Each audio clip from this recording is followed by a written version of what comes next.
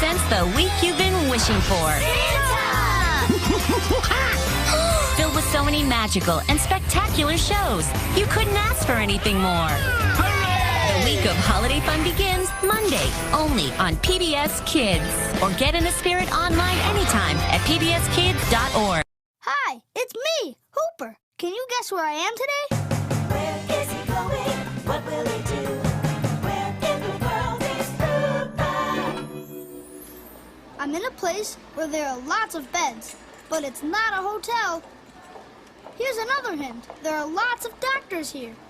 Paging Dr. Cooper. Dr. Cooper. What? Did she say Dr. Hooper? Nope, I said Dr. Cooper. Oh, phew.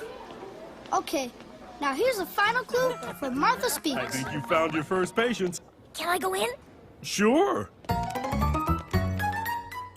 Great clue. There are patients or people who come here when they're sick. So we're at a place with lots of beds, doctors, and there are patients here too. Can you guess where I am? Yep, a hospital!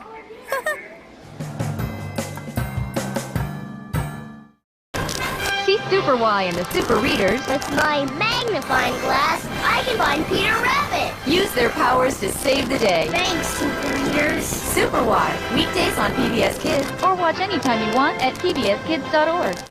Sizzling sausages! Martha Speaks is full of daring adventure. From Martha's work as a spy, Find out who is trying to steal the formula. to the dark secret of her early puppy days. You robbed a store? See where it all began. She's gone. Martha! Don't miss Martha Speaks on PBS Kids. Yow! Go, go, go!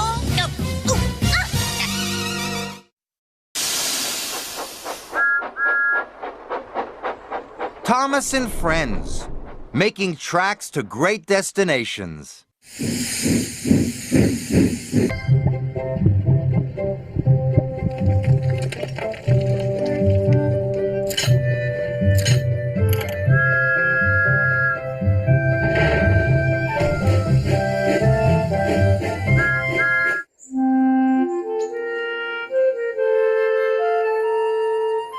Dear Christopher, here is your friend Thomas the Tank Engine. He wanted to come out of his station yard and see the world. These stories tell you how he did it. I hope you will like them because you helped me to make them. Your loving Daddy.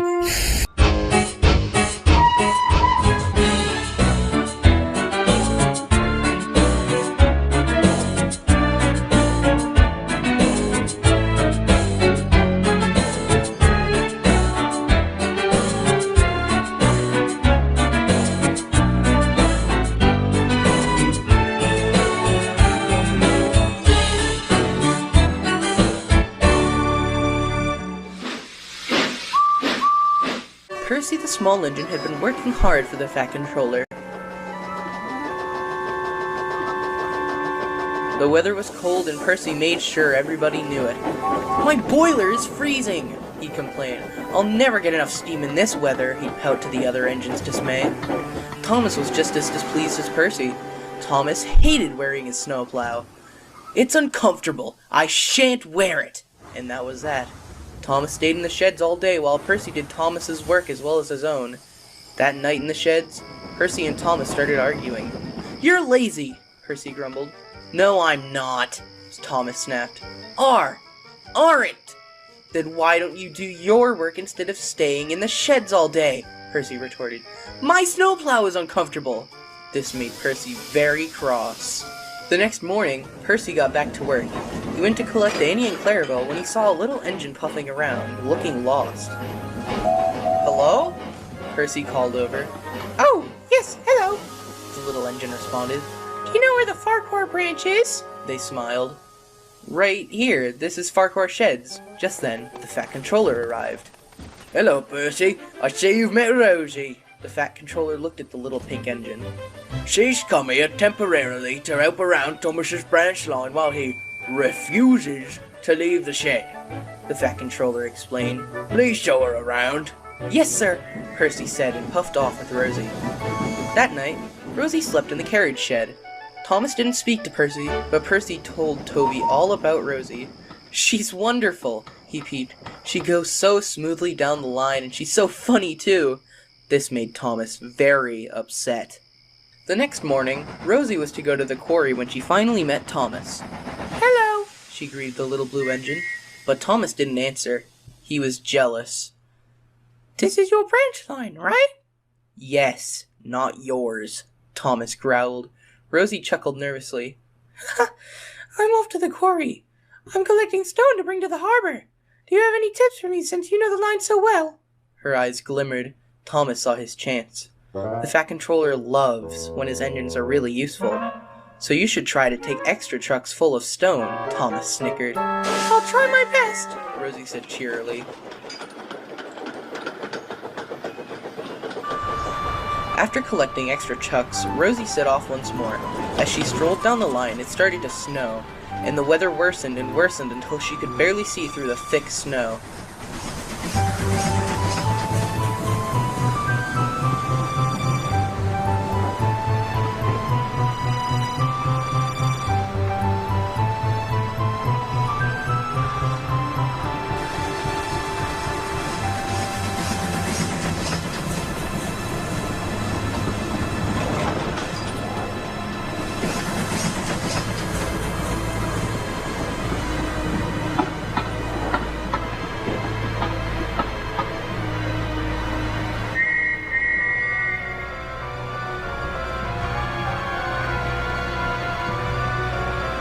The signalman didn't know she was coming and didn't set the points, and Rosie was diverted onto the wrong line.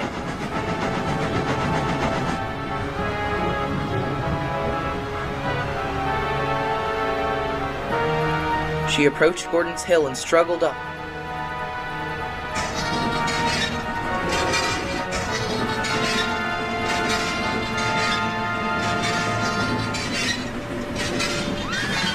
Until she finally reached the top.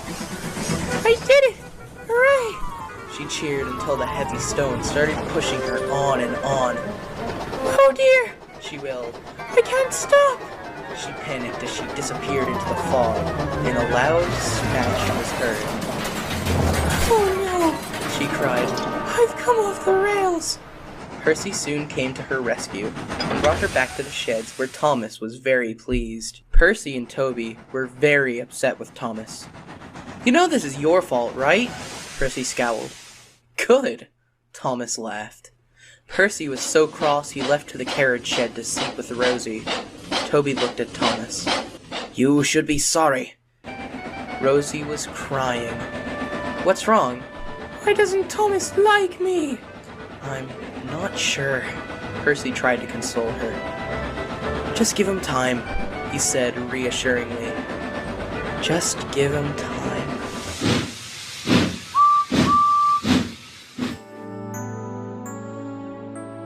Thomas has so many friends, some fast, some tall, some slow, some green, some blue, some red, some square.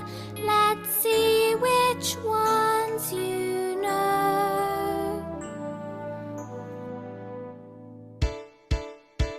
There's Bertie the bus on his way to school. The children are friends too. For Trevor the tractor and Harvey the crane, there's always work to do. And who's flying by? Why, it's Harold the helicopter way up in the air. Elizabeth the lorry driving along, going to who knows where.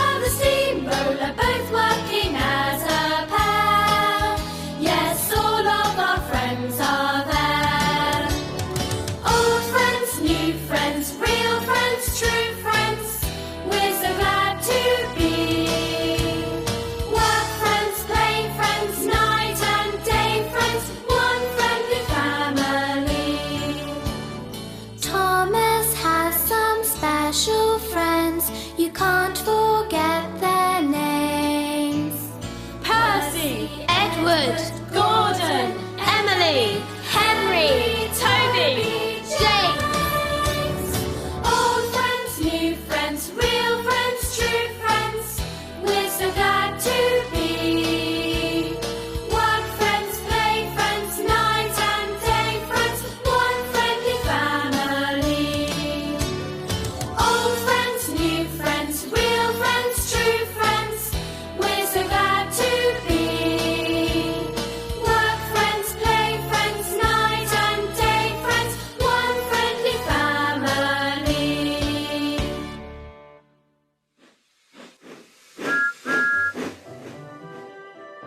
The island of Sodor is a wonderful place. There are lots and lots of engines. Who's that puffing along the track? It's James. James is a bright red engine.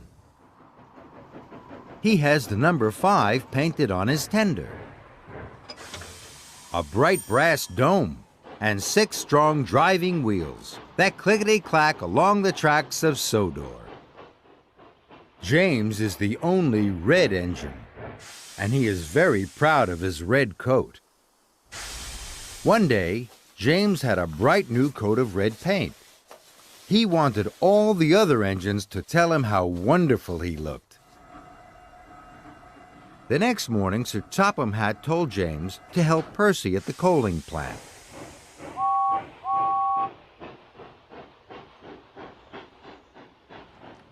But James went to gaze at his reflection in the canal. At last, James arrived. The yard manager told him to take an extra long line of freight cars to Brendam Docks. James was very happy. There were a lot of people at the docks to tell him how splendid he looked. But the freight cars were very troublesome. They wriggled and giggled. They biffed and they bashed and covered James in coal dust. When James arrived at Brendam, his bright red coat was very dirty. Luckily, James is never too proud to see the funny side. But his pride can get him into a lot of trouble. There was to be a new holiday poster for the island of Sodor. Sir Topham Hatt chose Edward to be the poster engine. James was upset. He and Edward were almost the same. James decided to do everything he could to be the poster engine. He tried to get into the poster photograph, but Sir Topham Hatt sent him away. Thomas and Percy told James that Edward was chosen because he was gentle. And Edward didn't mind doing dirty jobs. So James was gentle at the coaling yard. But that made him late. James took the express track to race Edward. He was just in front when a signal turned red. James screeched to a halt. But Edward couldn't stop in time. Edward ran into James, and James shot straight through the poster. Now James was the poster engine. James knows when he has gone too far. And then he helps his friends. That's because James is a really useful red engine, and he shines most of all when he is with his friends.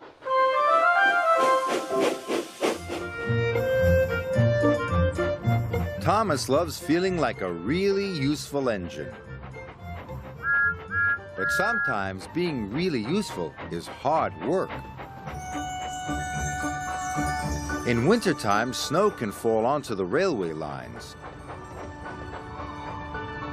Sometimes snow can stop Thomas in his tracks. Then Thomas has to wear his snowplow so he can finish his job on time.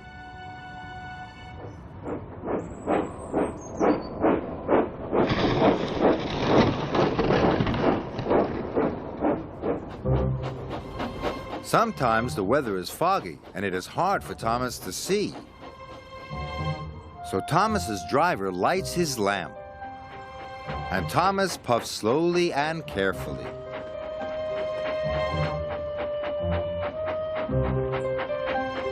He blows his whistle to warn everyone he's coming.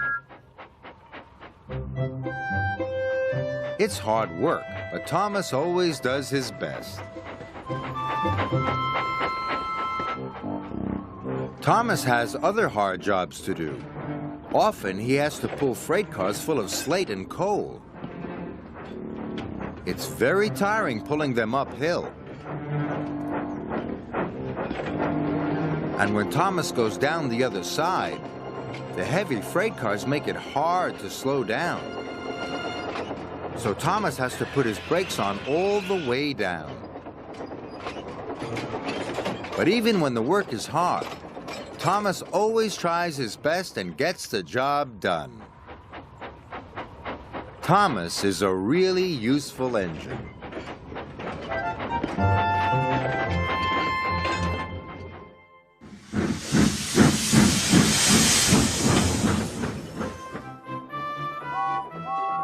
On the island of Sodor, everybody enjoys helping each other.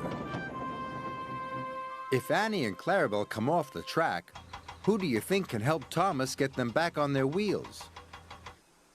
Harvey. Harvey loves helping his friends.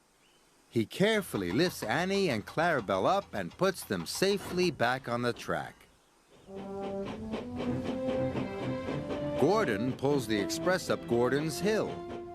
But when he has lots of coaches, he has to go slowly, and sometimes he needs help. Who can help Gordon and his coaches get safely up the hill? Edward. Edward is always happy to help any engine who needs an extra push. And what if James suddenly broke down? Oh dear. Now James can't go anywhere.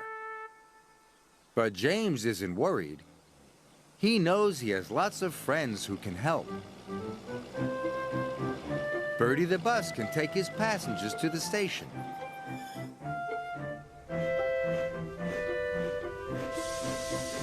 And Thomas is happy to tow James to the repair yard to be fixed. And everyone will help do James's jobs for him while he is away.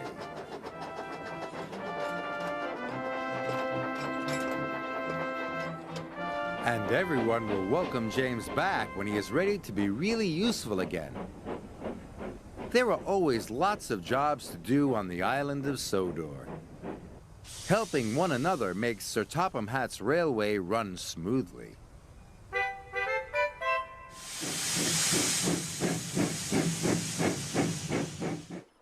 Toby's shed is old, so Sir Topham Hatt is building him a brand new one. But the shed still needs a roof and a door. The workmen have delivered 3 new roofs, but only one of them is right for Toby's new shed. Which do you think it is? The first roof is tall and pointed. Does that look right? No, that roof has a spire. It goes on a church, not on a shed. What about this one? This roof has round turrets made of bricks. Does that look right? No, that roof has turrets. Turrets go on a castle, not a shed. One roof is left. It's got sloping sides and is made of wood. Does that look right? Yes. That's the right roof for Toby's new shed. Now Toby's shed has a roof, but it still needs a door. The workmen have brought 3 new doors, but only one of them is right. Which one do you think it is? The first door is arch-shaped with a big handle. Does that look right? No, that's the door to a church, not a shed. What about this one? It has holes and goes up and down. Does that look right? No, that's a portcullis. The door to a castle, not a shed. There's one door left. It's square and made of wood. Does that look right? Yes, that's the right door for Toby's new shed. Now Toby's shed has a new roof and a new door. Toby is very happy. Good night, Toby.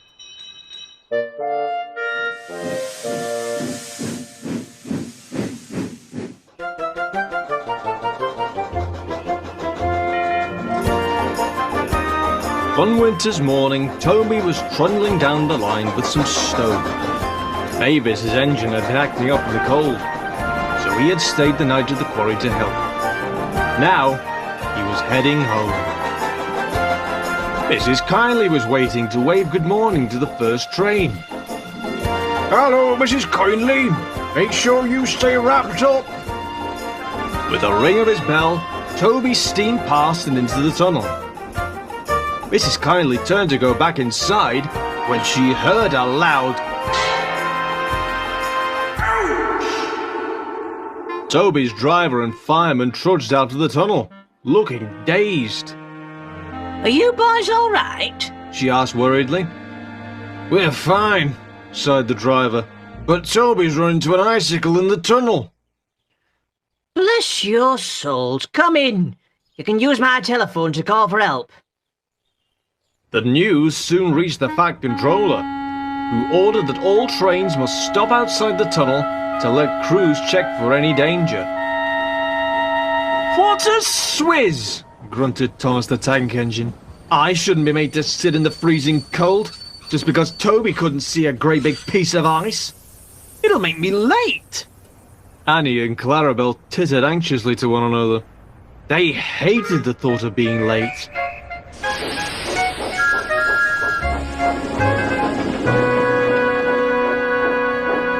They soon arrived at the tunnel. Thomas was brought to a stop, while his crew hopped down to inspect. Please don't be long, pleaded Thomas. We'll be as quick as we can, his fireman promised. But it was a long tunnel, and his driver and fireman had to be thorough. At last, they came back. Thomas hoped he could make up time.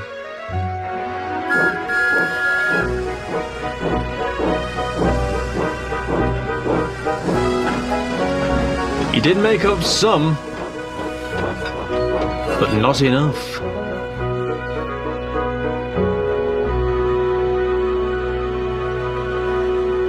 Thomas couldn't help it. They were late day after day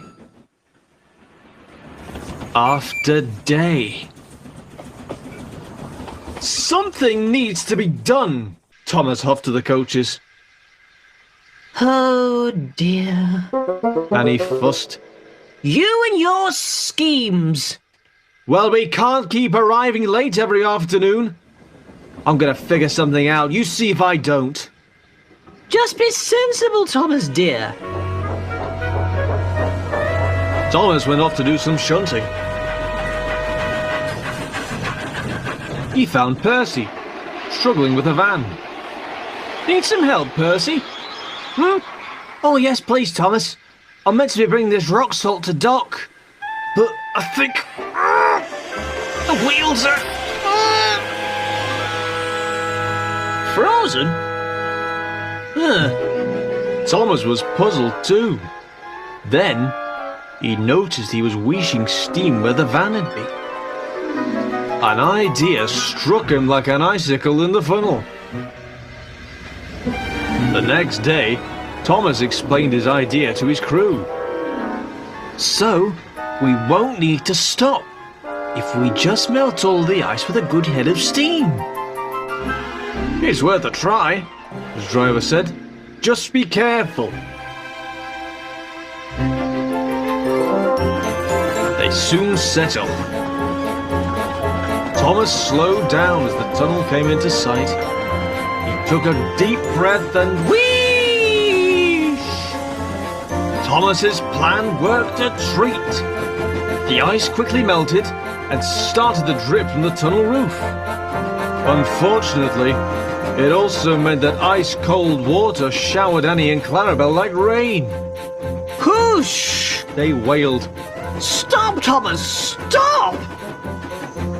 Thomas didn't notice. He was too busy thinking how brilliant his idea had been.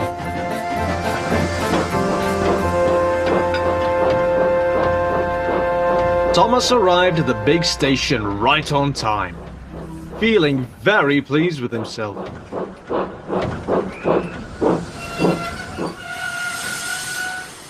As the passengers filed out, there was a thud from one of Clarabelle's compartments. Everyone was confused. Then they saw. Let us out! Some passengers cried. The water had turned to solid ice and frozen their doors shut. Cinders and ashes, Thomas choked. The passengers kept banging on Clarabelle's door and shouting, while the porter and station master tried to help. Thomas heard a door open and slam shut. Oh, thank goodness you got them out! But it wasn't Clarabelle's door, it was the Fat Controller's. He came storming out of his office with his teapot. He marched over and poured hot water all over Clarabelle's door. That did the trick. Please accept my deepest apologies. This will not happen again. What I want to know, snapped a passenger, is if that little special effects display will happen again. You'd think the coaches were on fire with all that smoke in the tunnel. The Fat Controller slowly turned around. Thomas, would you care to explain what this man means by that?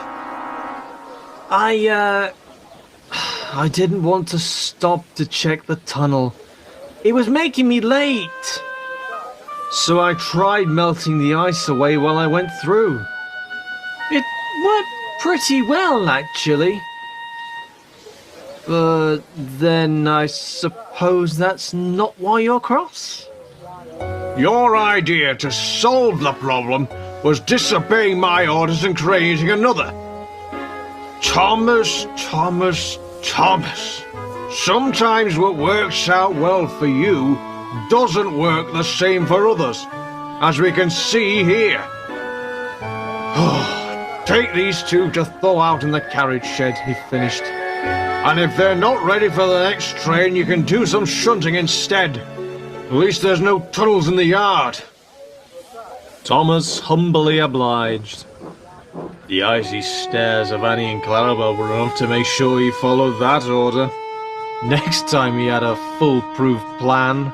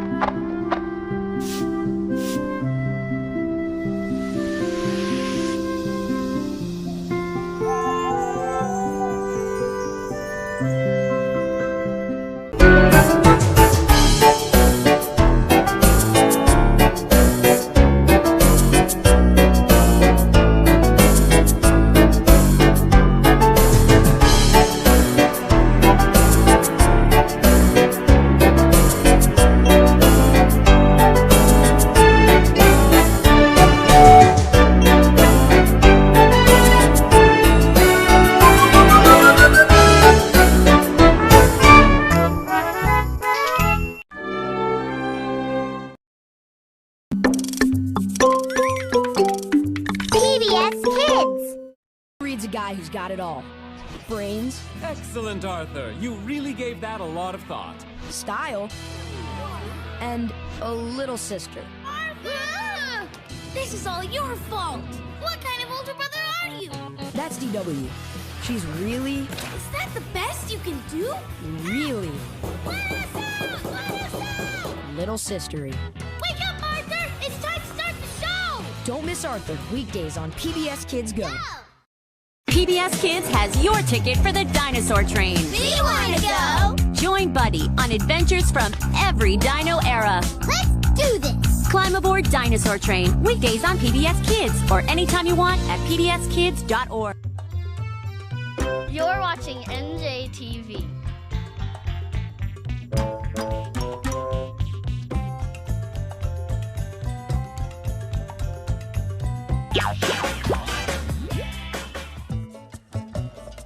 Hello, everyone. Whoa, what was that? We're turning things on and off. You know, it's especially important to turn things off when they're not being used. That helps save energy and helps our planet. Now, let's explore the room and see what else is on that we can turn off. We could turn off this fan. That's great. What else can we find? We can turn off this light. The lamp, la lámpara. You can turn that off too. What about this radio? If it can be turned on, it can be turned off. Looks like Hooper can be turned off too. You guys did a great job. Hey, where's the music? For more, ask an adult to find Curious George's Going Green games at pbsparents.org. Let's get this show on the road. Hi, I'm Murray from Sesame Street, and I'm looking for the word on the street. What's the word on the street? Cactus. Ah! Whoa, glockenspiel. Penguin. How's the water, guys? Stuck. Join Murray and see how much fun learning new words can be. This season on Sesame Street. See you later. Okay. Word Up, weekday mornings at 11.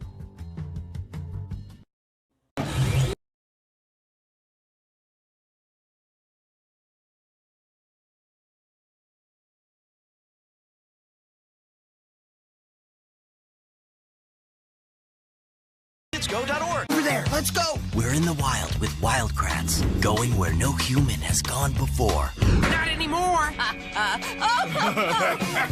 Watch Wildcrats weekdays on PBS Kids Go or anytime at pbskidsgo.org. It's Curious George. We're gonna take the bus. George? Uh-oh. Wait! Stop! It's Curious George, weekdays on PBS Kids or watch anytime you want at pbskids.org.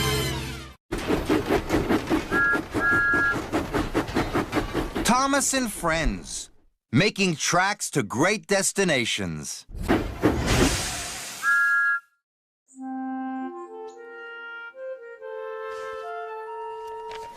Dear Christopher, here is your friend Thomas the Tank Engine. He wanted to come out of his station yard and see the world. These stories tell you how he did it. I hope you will like them because you helped me to make them. Your loving Daddy.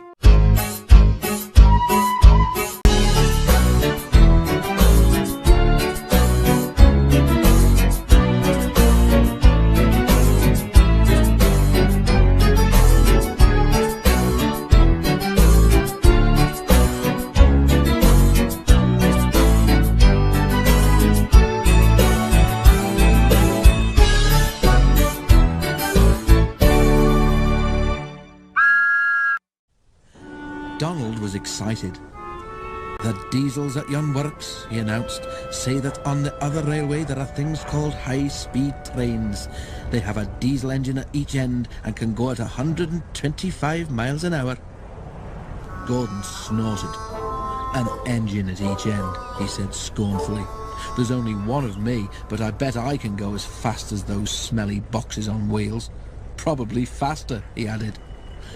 The others said nothing. They had heard Gordon's boasting before. Gordon was still bragging the next morning. Speed's nothing to me, he said. Why, one of my Doncaster cousins went at 126 miles an hour. I'll show these diesels a thing or two, just you wait and see. He puffed grandly towards the station. Gordon normally pulled the express, though Henry, James or Bear helped if Gordon was ill or away. Many visitors came to see the Fat Controller's railway. They often used the express, so it was usually full and heavy. There had been frost during the night, and now the weather was wet and sleety.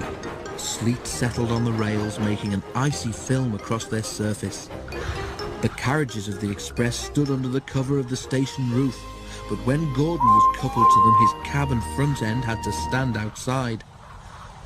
He grew colder and colder as he waited for the guard to blow his whistle and wave his green flag.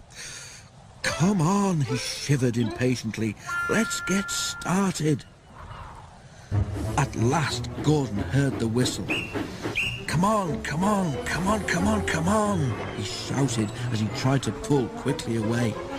But his wheels slipped on the icy rails. The sudden movement made water in his boiler surge forward, and Gordon's driver could not shut off steam. Gordon moved a yard and slithered to a standstill, held back by the heavy train. His wheels spun furiously, but neither Gordon nor his train budged an inch. Help! Help! Wailed Gordon despairingly, but nobody could. His wheels spun until his rods ached, but he could do nothing to stop them. His driver tried every trick he knew. An inspector came and tried some more, but it was no good. The Fat Controller came to see what the fuss was about. He said several things to Gordon, but Gordon was making so much noise that he couldn't hear them. Sparks showered from the rails, but Gordon's wheels went on spinning. It was a quarter of an hour before Gordon had used up all his steam. Reduced pressure allowed the driver to close the regulator, and with a deep sigh of relief, Gordon felt his wheels stop turning. The silence was amazing. Donald came to take Gordon to the shed.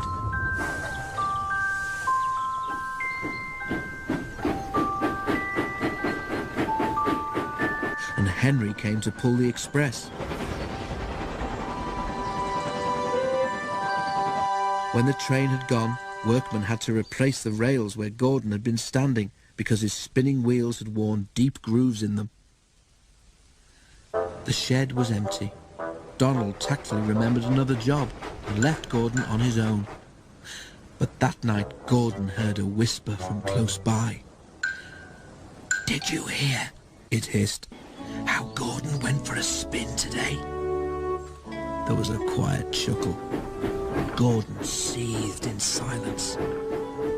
"High-speed engines are all very well," the whisper went on, "but Gordon ought to know by now that he's supposed to move his train too." Gordon snorted disgustedly, and with a gasp, the whisperer subsided into silence.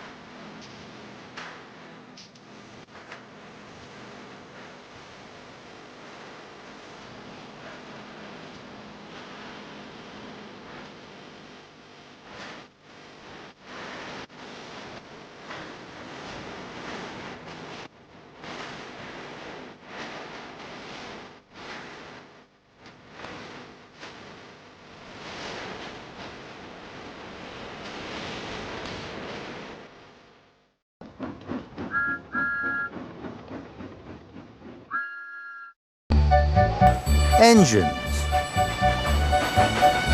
This is a busy steam railway, just like the one on Sodor. All day long, engines puff up and down the track, taking passengers where they want to go. On this railway, lots of different engines are used for lots of different jobs. Let's see how many different engines we can see. This is a steam engine, just like Thomas. You can tell it's a steam engine from the steam chuffing from the funnel on the boiler. This steam engine is pulling a passenger carriage. It looks a little like Clarabelle. Steam engines are just right for pulling carriages. There are lots of different steam engines. Some steam engines are bigger than others. Like this engine. It looks a little like Henry. Big steam engines can carry more water and coal than small ones. This means that big engines can chuff further than small engines can. The big engines take passengers who need to travel a long way.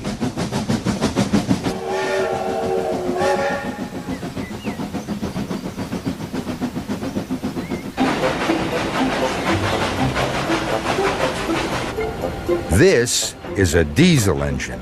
It is called a diesel engine because it is diesel fuel that makes it go.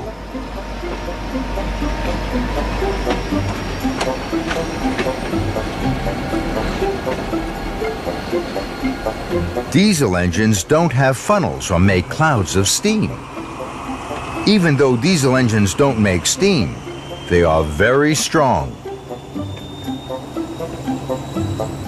Here comes another kind of diesel engine.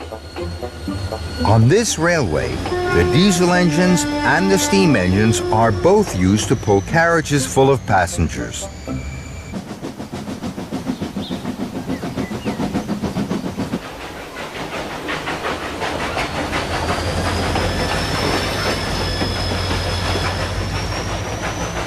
Some engines are built to do a different job, like this engine.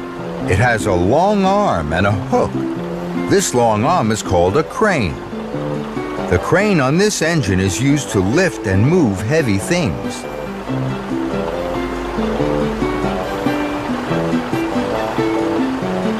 This engine is really useful if there is anything blocking the track.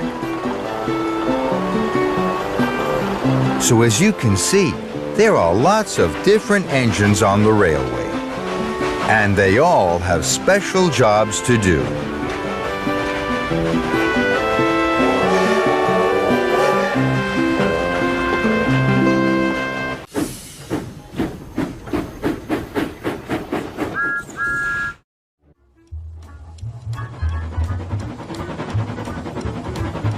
Henry the Green Engine is very fast and very powerful. He likes everything he does to be just right. But sometimes he worries about things so much that it makes him feel ill.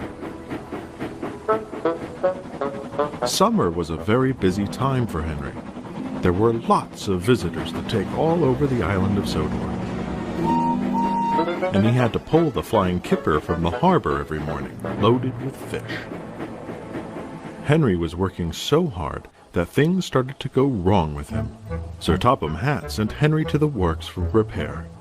"You can rest while you're there," he said kindly. But this left Sir Topham Hatt with another problem.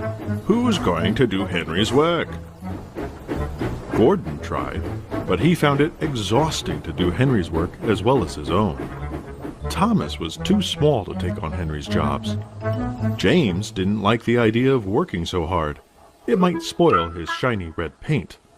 The engines were worried. "There's no one big enough or strong enough to take over Henry's work," said Percy. "We've got to think of something," sighed Thomas. The only engine not fussing or fretting was Edward. He could see the other engines were concerned and decided it was time to take charge. "I'll take over for Henry, sir," he said quietly. "It might not be easy, but I'll do my best." "Thank you, Edward," he said. "I knew I could rely on you to help out." Edward was as good as his word. He did all of Henry's work without making a fuss. It was hard, but Edward made a good effort. "I can't let Sir Topham Hatt and the other engines down," he puffed to himself. A few days later, Sir Topham Hatt came to see the engines. "Henry is feeling better and ready to come back to work next week." The engines whistled and cheered. "You've all done splendidly in his absence, but Edward has done the best of all. He may not be the fastest or the strongest, but he is a really useful engine." The other engines agreed and gave Edward a special blast of their whistles in appreciation.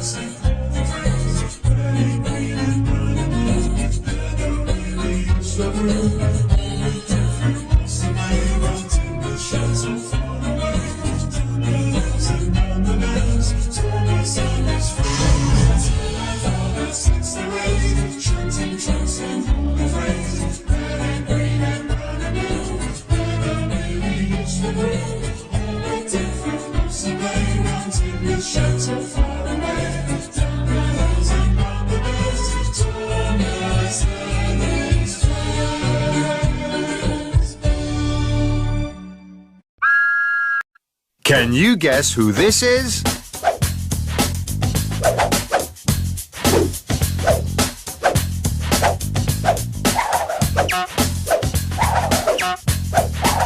Keep guessing.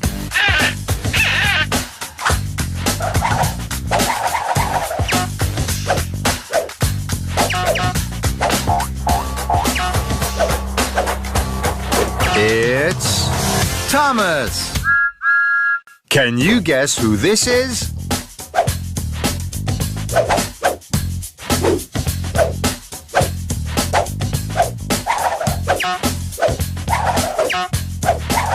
Keep guessing.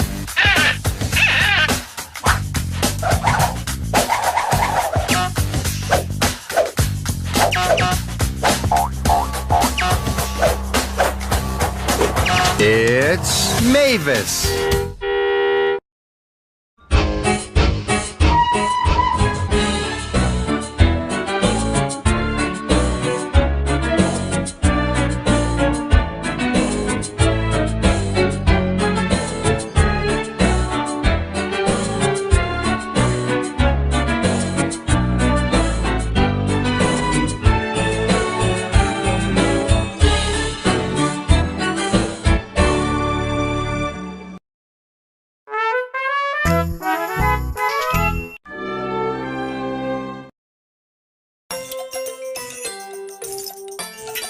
PBS Kids.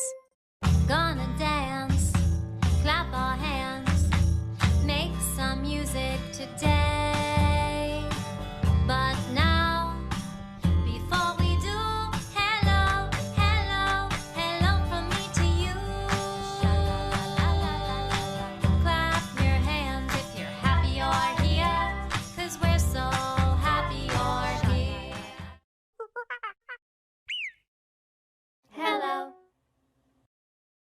Did you know your PBS Kids friends are the best around? But how can we test that? Just watch them every weekday. You bet. Come on, can't be late. Catch all your PBS Kids friends weekdays and anytime you want at pbskids.org. Around for a real dinosaur treat. Fish is the most perfect food in the whole universe. Have some.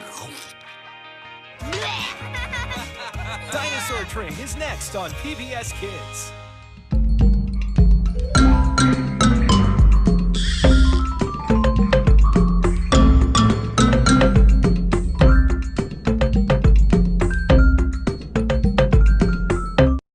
Cat seal of approval.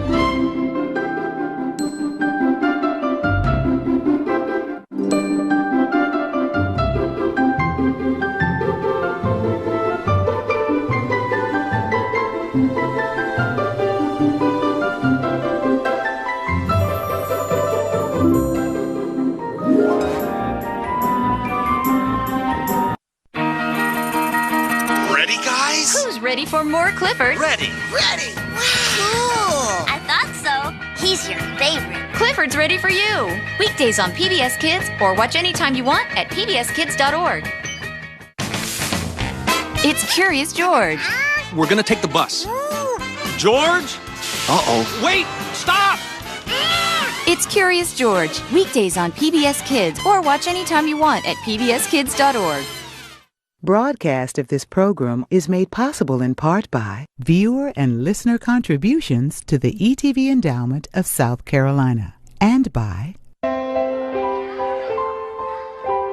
With every new skill learned, kids gain the confidence to embrace a lifetime of possibilities. The Little Gym.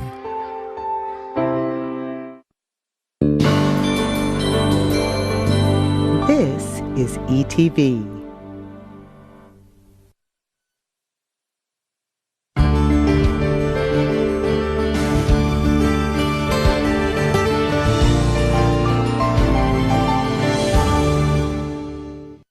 Hey, boys and girls, guess what's next?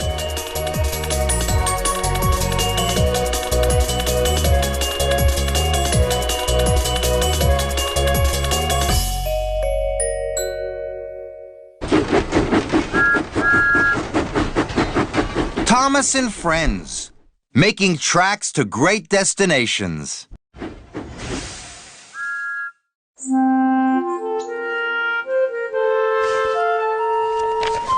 Dear Christopher, here is your friend Thomas the Tank Engine. He wanted to come out of his station yard and see the world.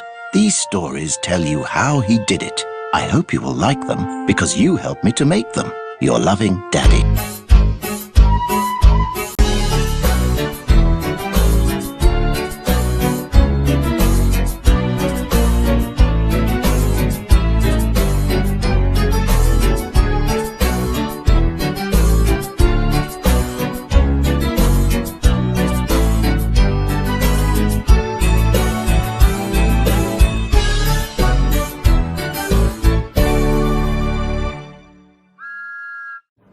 What you need, Henry, the Fat Controller told him, is an overhaul.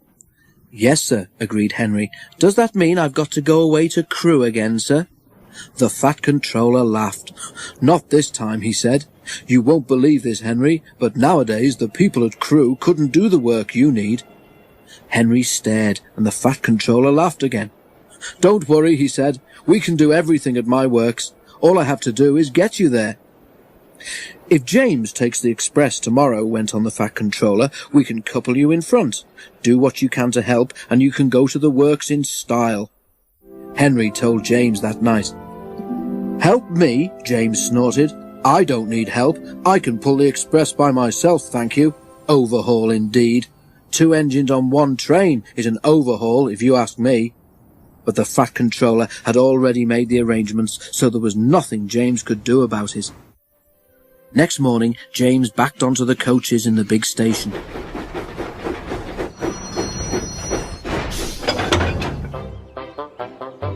Henry followed and was coupled in front.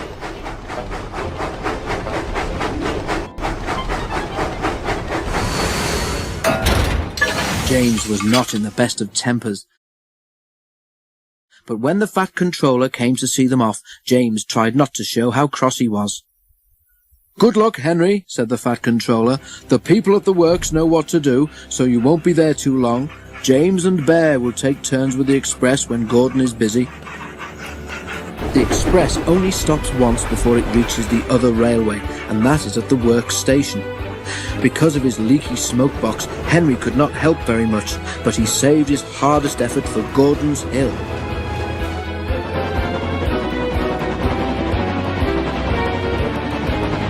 The two engines raced up it faster than they'd ever done. When they reached the top, James was feeling better. "That was fun," he said. "We might even be early at the workstation. We shall need extra time to uncouple you anyway." James spoke too soon. They had just crossed the viaduct when Henry felt something wrong with one of his wheels. "Something's wobbling," he told his driver. Just then they both heard a cracking noise. "Ouch!" exclaimed Henry. "Whatever it is, I think it's broken." They were passing a station. Something hit the platform and a brick flew past Henry's cab. It bounced off James's boiler and disappeared. "Ow!" exclaimed James. "Henry might need mending, but he needn't throw his broken bits at me."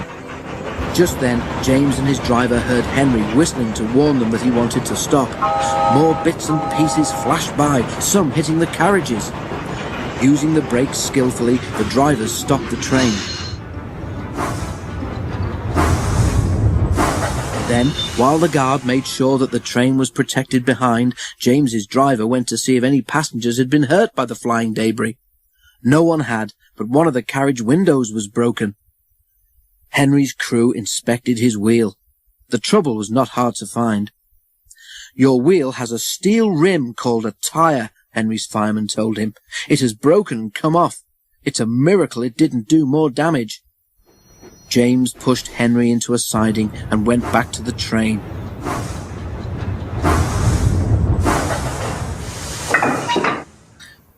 "An overhaul, is it?" grinned James as he passed. "It sounds as if you need retiring, you poor old thing." He guffawed loudly at his own wit and puffed away. Henry smiled to himself. "I don't know about retiring," he chuckled. "I certainly feel tired."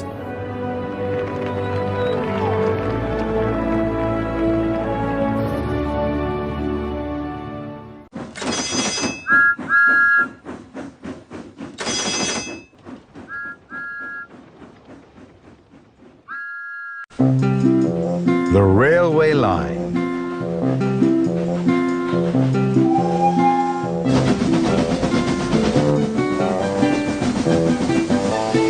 Lots of people work on the steam railway. They all have different jobs to do.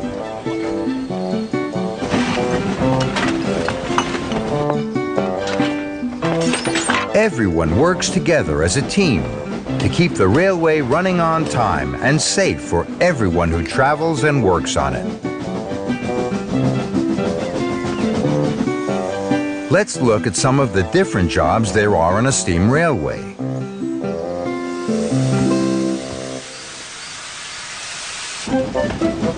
Here is a steam engine driver. The driver works in the engine cab. It's the driver who makes the engines move and pull the carriages. The fireman works with the driver. The fireman is in charge of the fire in the firebox. He makes sure that the fire is very, very hot. The fire needs to be very, very hot so it can heat the water to make steam. Steam is what makes the engine go. When a train reaches the end of the line, the fireman and the driver work together to uncouple the carriages from the engine. Then they fill up the engine's tank at the water tower so that the engine has enough steam for its journey back down the track. The train also has a conductor who works with the fireman and the driver. The conductor makes sure all the passengers have a safe and happy journey. It's the conductor's job to let the driver know when it is safe to chuff out of the station.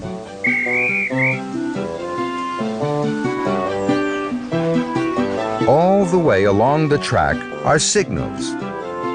Signals go up and signals go down. They tell the engine driver what to do. The signals are controlled by a signalman in a signal box. The signal box is high up, so the signalman can see the engines coming and going. The signal box has lots and lots of levers. The levers control the signals, and the signals tell the engine whether to stop or to go. Some railway jobs are harder to see, but these jobs are just as important.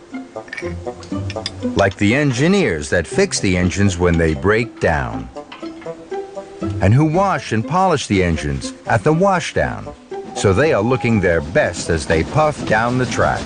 So as you can see, there are lots of important jobs on the steam railway, and by working together as a team, everyone keeps the railway running on time.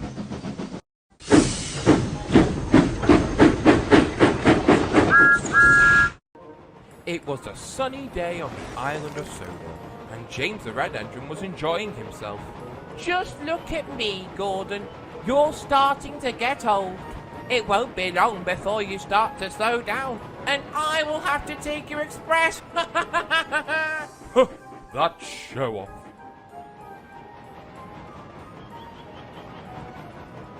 Bang on time again. Hello there, this is my first time on the island, and I must say you look very splendid indeed. May I ask what your name is? I am James, sir, and thank you very much. See, Percy, people think I'm the most splendid engine in the whole wide world. Well, I didn't actually say that. Oh. Better luck next time, James. Sorry I'm late. I had to wait for a cow to move from the tracks. That's no excuse, Thomas. We big engines also have to deal with obstacles along our way. And are we running late? That's right, we are not. Also, you don't have to do that much on your tiny branch line, so there's really no excuse, Thomas. Excuse me? I have one of the most important branch lines on Sodor. In your dreams, perhaps. I will show that red monster what hard work means. Thomas continued his way along the branch line, but he was so angry with James that he wasn't really paying attention, and he didn't notice the signalman waving the red flag. Oh my! Was that a red flag? Thomas, we should slow down! And then be late again? Oh no, thank you. What on earth is that? Oh my! It's a fallen tree! Stop! Oh no! It's too late! Luckily, no one was hurt, but Thomas had to be brought to the steamworks to be repaired. So, another engine had to take over Thomas's duties on the branch line. What? Me? No! Well, yes, James. Edward and Henry can manage your trains, and Philip will take over the shunting in the yard. But... Or I can send you to the shunting yard, James. All right, sir. I will go. That's a good engine. I wonder who will take over the branch line, Clarabelle. Me too. But whoever it is, he or she has to hurry up, or else we are behind schedule already. Oh, it's James. Yes, it's me. I just don't get it why the Fat Controller lets me do this. After all, I am the most splendid engine on this railway, and pulling such branch line coaches isn't very suitable for my... Oh, I'm sorry you two can't do anything about it either. Well, let's go before we are behind schedule. It wasn't long before James puffed with Annie and Clarabelle on the branch line. He was still fed up, but knew that complaining didn't help either. But then there was trouble. A faulty signal was located at Hackenbeck Station, and James was supposed to stop. Oh my! Oh no! I'm sorry, Percy. This was all my fault. No, James, it was that faulty signal, actually. Well, I will put up a warning sign along the tracks so that you can go on with your passengers, James. However, I want you to fetch the mechanic from Farquhar later on. This signal can't stay faulty for longer, you know. Yes, sir.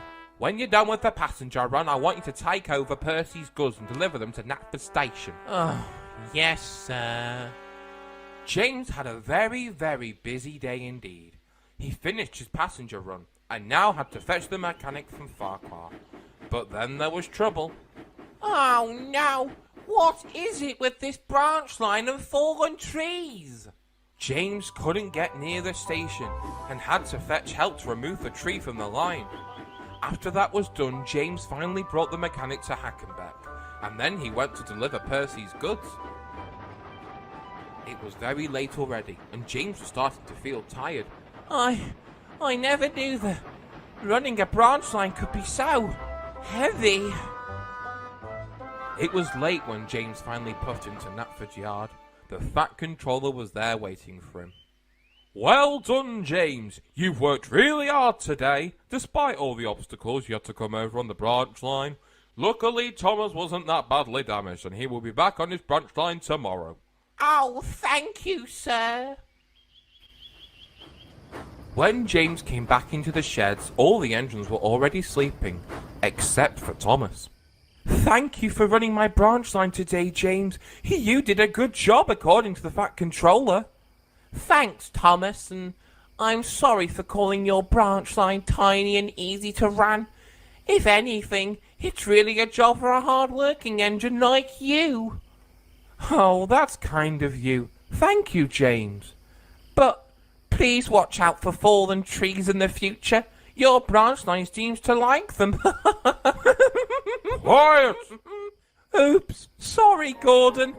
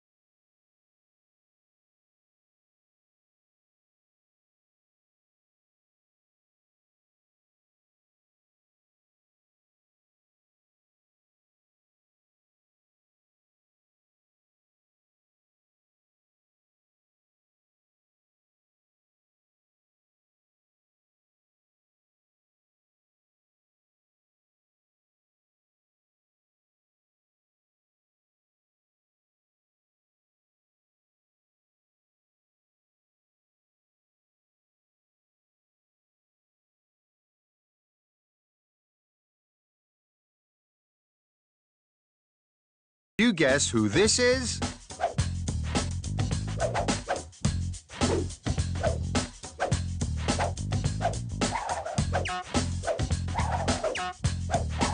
Keep guessing.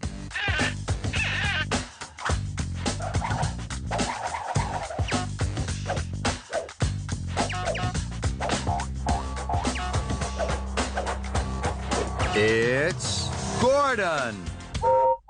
Can you guess who this is?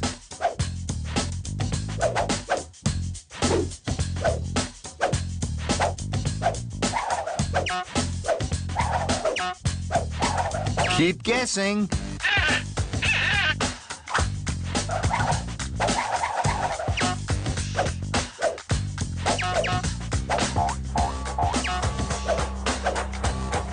It's Edward.